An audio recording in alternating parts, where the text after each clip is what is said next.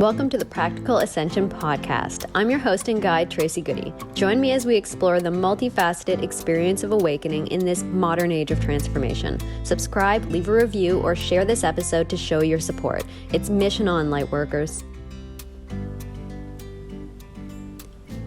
Navigating Pluto retrograde.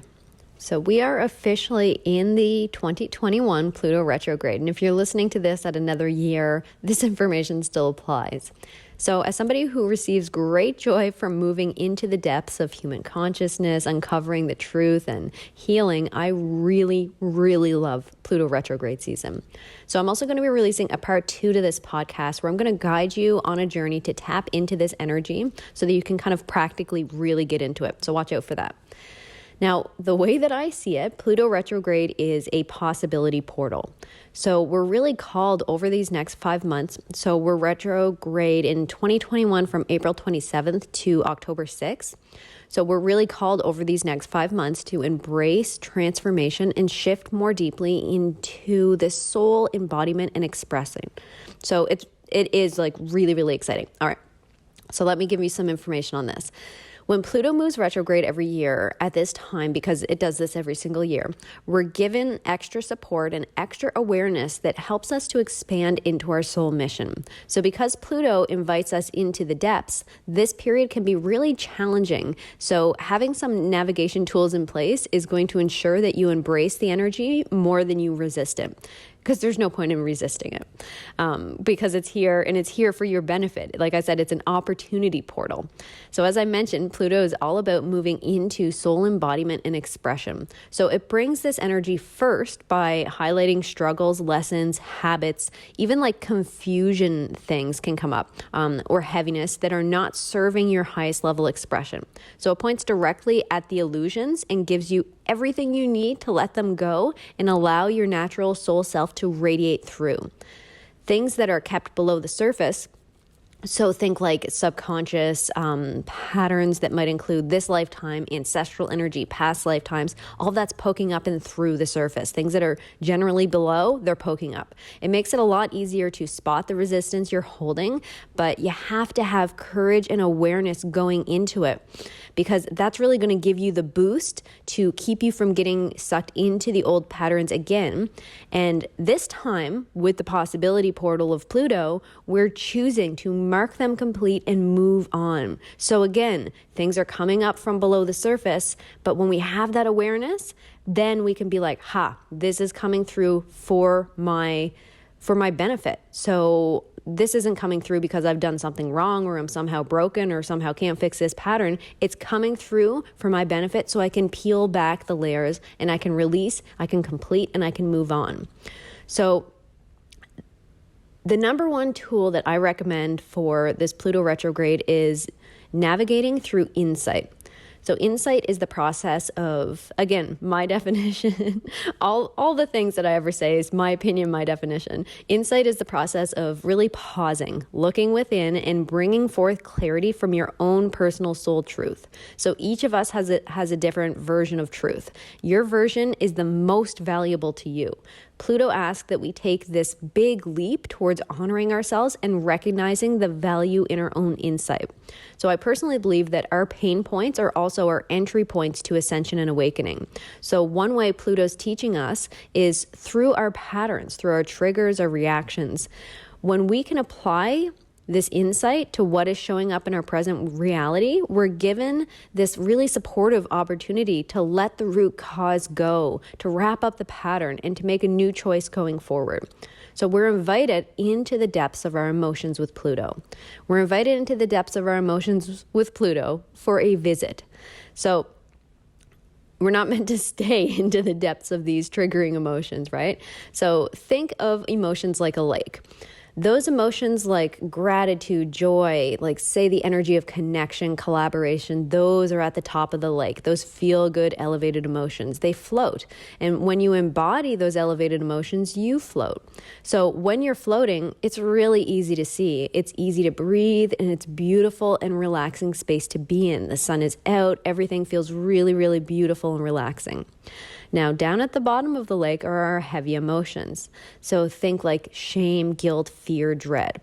And when we're down in these emotions, it can be hard to see the brilliant sunshine on the surface. And if we spend too long anchored into these emotions, we start to believe the illusion that they are a natural part of who we are.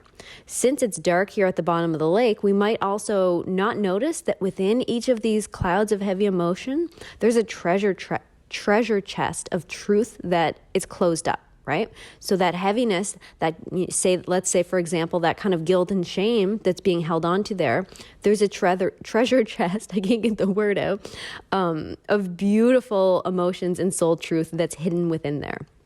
So when we allow ourselves the gift of insight, of visiting these emotions with the intention of observing, giving them a voice, and letting them know that we're ready to let them go, then the water starts to become more clear. And those treasure chests start to open up, and this golden light begins to stream upwards, raising us into our soul truth. So the problem is not the emotion. The emotion is guiding you into the soul truth. It's highlighting those heavy emotions feel heavy because that way you're going to pay attention to them. That way you're going to look for the soul truth that's within them and choose to let go of the illusion of them. So this is what Pluto retrograde is like. It's like the universe is handing us diving gear and telling us it's time to go for a swim and let go of those old patterns so that we can experience the float of our soul truth.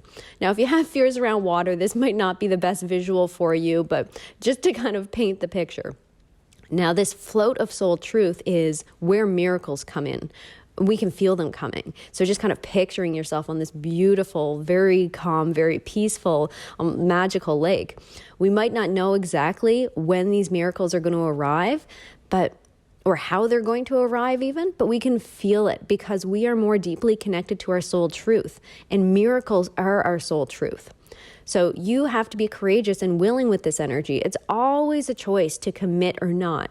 You're being asked to remember your soul desires, especially the ones that have been calling to you for months or years that you brushed aside. Maybe you didn't feel ready or worthy or know all the details, or you couldn't figure out how it could possibly work, so it kind of got brushed to the side. Or maybe it's a brand new soul desire that's going to light you up and remind you who you are and why you're here.